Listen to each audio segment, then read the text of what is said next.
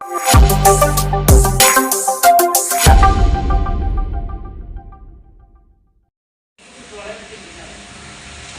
Manjapra mass Motors എന്നായിരുന്നു നമ്മുടെ Honda unicorn വണ്ടി. നമ്മളത് വർക്കിന് കയറ്റിയിട്ടുണ്ട്.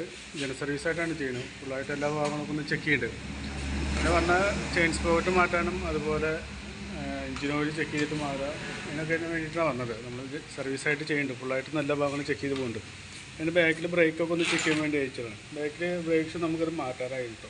അത്യാവശ്യം നമ്മൾ ബ്രേക്ക് കെട്ടുമ്പോൾ അത്യാവശ്യം നല്ല രീതിയിൽ സൗണ്ട് വേരിയേഷനുണ്ട്.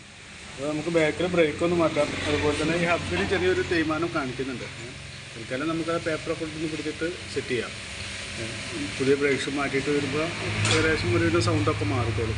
റിപ്പീറ്റ് ആ സൗണ്ടൊക്കെ കാണിക്കുന്നുണ്ടെങ്കിൽ നമുക്ക് ഈ ഹബ്ബൊന്ന് ലേറ്റ് വെച്ചിട്ട് പോളിഷ് ചെയ്ത് വരും. ചെറിയൊരു സ്ക്രാച്ച് വന്ന് തുടങ്ങിയിട്ടുണ്ട്. ഇപ്പോൾ ചെയ്യണമെന്നില്ല, അടുത്ത് ഇതിൽ ബ്രേക്സ് മാറ്റാൻ കൂട്ടത്തിൽ ചെയ്താൽ മതി. ഓക്കെ. പിന്നെ അതുപോലെ തന്നെ നമ്മളതിൻ്റെ ചെയിൻ സ്പോക്കറ്റൊക്കെ മാറ്റാൻ വേണ്ടി ചെയിൻ സ്പോക്കറ്റിൻ്റെ ഭാഗത്തുനിന്ന് നല്ല സൗണ്ട് ഉണ്ടാകും. അപ്പോൾ ചെയിൻ സ്പോക്കറ്റ് മാറ്റാൻ വേണ്ടി അയച്ചിട്ടുണ്ട്. ചെയിൻ സ്പോക്കറ്റ് ചെയിന് അതുപോലെ ഒരു വലിയ സ്പോക്കറ്റ് ചെറിയ സ്പോക്കറ്റാണ്. ഇത് കിടക്കുന്ന ചെയിന് ഒരു ISP പറഞ്ഞിട്ടുള്ള ഒരു കമ്പനിയുടെ ചെയിനാണ്. ഹോണ്ടയുടെ കമ്പനി ചെയിനല്ല കിടക്കുന്നത്. അപ്പോൾ അതിൻ്റേതായ ഒരു സൗണ്ട് വേരിയേഷൻ നല്ല രീതിയിലുണ്ടായിരുന്നു അത്. അപ്പോൾ ചെയിൻ സ്പോക്കറ്റ് നമുക്ക് എന്തായാലും മാറ്റേണ്ടി വരും. ചെയിൻ സ്പോക്കറ്റ് മാറ്റുന്നുണ്ട്. അതുപോലെ തന്നെ നമ്മൾ എയർ ഫിൽറ്റർ ചെക്ക് ചെയ്യാൻ വേണ്ടി അയച്ചാണ്. എയർ ഫിൽറ്റർ കിടക്കുന്നത് കമ്പനി ഫിൽറ്ററൊന്നുമല്ല കേട്ടോ. അപ്പോൾ എയർ ഫിൽറ്റർ മാറ്റി കഴിഞ്ഞാൽ നന്നായിരിക്കും. അതുപോലെ എയർ ഫിൽറ്റർ മാറ്റുന്ന കൂട്ടത്തിൽ തന്നെ ആ പ്ലഗ് കൂടി മാറ്റി കഴിഞ്ഞാൽ അതും കൂടി നന്നായിരിക്കും. എയർ ഫിൽറ്ററും പ്ലഗും കൂടി നമുക്ക് ഒരുമിച്ചാണ് മാറ്റേണ്ടത്. കാണുമ്പോൾ വലിയ പഴക്കൊന്നും തോന്നിക്കണമെന്നില്ല എയർ ഫിൽറ്ററിന്. എന്നാൽ പിന്നെ അത് കമ്പനി ഫിൽറ്റർ അല്ലായിരുന്നു. കമ്പനി ഫിൽറ്റർ എത്തില്ല എന്നുള്ളതിൻ്റെ പ്രശ്നം പറഞ്ഞു കഴിഞ്ഞാൽ അതിന് മൈലേജിനൊക്കെ നമുക്കത് ബാധിച്ചത്.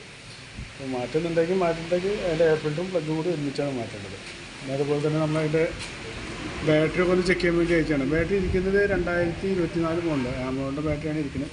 നിലവിലിപ്പോൾ സെൽഫിന് വേറെ കംപ്ലയിൻ്റ് ഒന്നും കാണിക്കുന്നില്ല. എന്നാലും ബാറ്ററിക്ക് വല്ല കംപ്ലയിൻ്റ് ഉണ്ടോയെന്ന് നമ്മൾ ചെക്ക് ചെയ്ത് പോകുന്നുണ്ട്. അതിൻ്റെ വോൾട്ടൊക്കെ ചെക്ക് ചെയ്ത് നോക്കുമ്പോൾ 12.08 ആ റേഞ്ച് വോൾട്ട് കിട്ടുന്നുണ്ട്. അത് ടെസ്റ്റിലേക്ക് കൊടുക്കുന്നുണ്ട്. ടെസ്റ്റിലേക്ക് കൊടുക്കുമ്പോൾ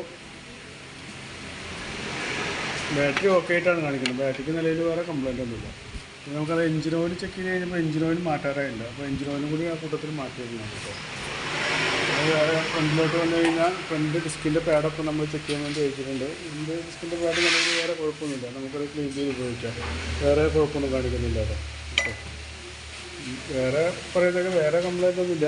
പിന്നെ അതിൻ്റെ കാർബറേറ്ററൊക്കെ പുതിയത് മാറ്റി വെച്ചിട്ടുണ്ട്. വേറെ ഒരു ബ്രാൻഡ് കാർബറേറ്ററാണ്. പുതിയൊരു കാർബറേറ്ററാണ്. നമ്മുടെ ഹോണ്ടയുടെ കാർബറേറ്റർ അല്ല, എന്നാലും കുഴപ്പമില്ലാത്തൊരു കാർബറേറ്ററാണത്. ഓക്കെ.